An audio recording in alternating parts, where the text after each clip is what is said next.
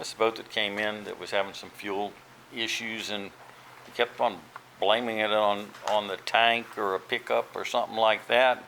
And this is current hose right here, EPA, ethanol free, and I'm going to cut it off about right there and just show you what's going on inside of this. I'm curious to see myself, but it's completely stopped up.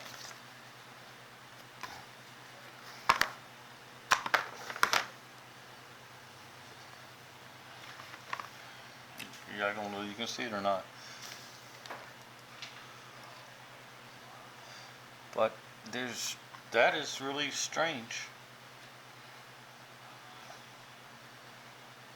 It's like there's no liner except right in the end. No liner. No liner.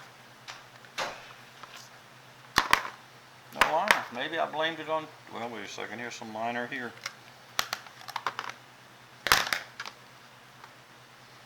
So there's the liner.